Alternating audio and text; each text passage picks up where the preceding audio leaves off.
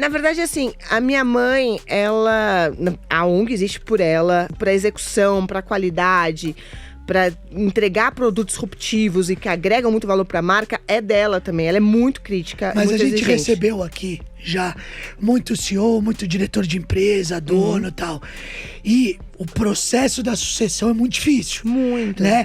A continuidade, o mesmo olhar, ou até um olhar diferente, mas que complementa e pode até desenvolver melhor o projeto e tal. Mas isso não é uma coisa tão simples. E a gente vê que a Orienta Vida tem um processo muito natural de continuidade, né? Sim.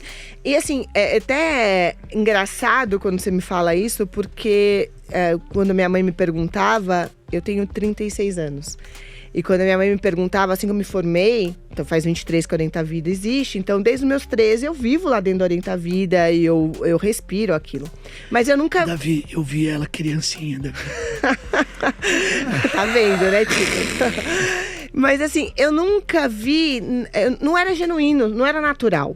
Então eu admirava a dedicação dos meus pais para aquela causa, mas eu não olhava o meu futuro profissional lá sendo desenhado, lá dentro da Orienta Vida. Então eu fiz minha formação em administração, fui fazer pós fora do país, comecei a crescer profissionalmente. E até que eu tive acho que não é um problema, porque eu não vejo um problema, mas até que eu tive um realinhamento do meu futuro na minha vida pessoal.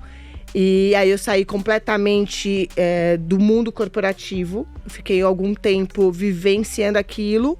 Eu vou dizer, eu tive em 2009 um filho, meu filho é autista.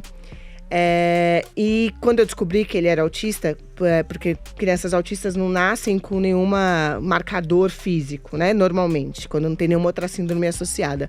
Então, quando eu descobri, ele tinha 1 ano e meio, no primeiro momento, óbvio, eu larguei mão de tudo e falei, vou agora descobrir, vou tentar entender o que é melhor para o meu filho. E como que eu posso desenvolvê-lo e que tipo de terapia é saudável ou não. Então eu fiquei alguns anos mesmo, me dedicando exclusivamente a ele, ao desenvolvimento dele, às terapias dele, aos profissionais. Quando eu percebi que o funcionamento estava funcionando da forma que eu achava aceitável, que as coisas estavam acontecendo num fluxo melhor, eu falei, e agora? E assim, o meu filho tem ainda uma dependência enorme de mim, e principalmente de tempo mesmo. Então eu tenho que ter uma flexibilidade enorme de trabalho, e eu fico muito mais com ele do que efetivamente em algum lugar físico, porque ele demanda toda essa atenção.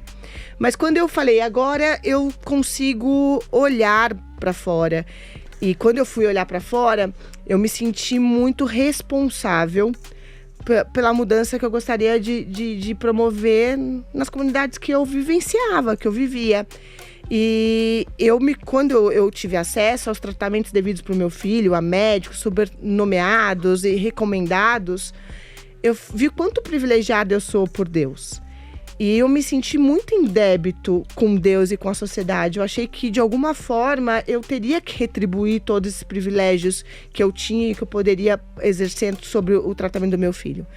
E o mercado, eu trabalhava antes no mercado financeiro, e o mercado financeiro não fazia mais nenhum sentido para mim quando eu fui voltar, quando eu fui retomar a minha vida.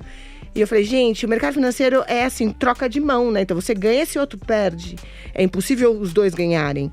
E para mim não fazia mais sentido essa competitividade, os valores inseridos na alma de quem trabalha nesse mercado, e não desmerecendo absolutamente ninguém, acho que todo mundo tem seu mérito, mas para mim não fazia mais sentido. Meu filho trouxe novos significados e novos valores para minha vida. Então eu vi que eu queria me dedicar a causas sociais. E aí minha mãe falou, Elisa, começa a ter uma vivência aqui, porque é uma ONG que eu fundei, você vai... E eu vi que depois de um período lá, eu vi que era uma causa muito proprietária também, porque muitos lares que têm crianças especiais, atípicas, são dirigidos por mulheres. Então, muitas daquelas mulheres que a gente, de alguma forma, assiste dentro da Orienta Vida são lares que também têm crianças atípicas. Então eu falei, não, é uma causa muito proprietária minha e uma causa feminina. Então, assim, desde 2018, eu me dedico à Orienta Vida e a essas mulheres. E assim, eu não. Quando eles falam, você vai estar pro resto da vida na Orienta Vida, você tá presa. Não, eu vou estar lá até a hora que a Orienta Vida precisar de mim. Quando a Orienta Vida não precisar e andar e tiver outra pessoa que se dando melhor, obviamente eu vou olhar para uma outra causa social. E assim, acho que esse é o meu propósito de vida hoje.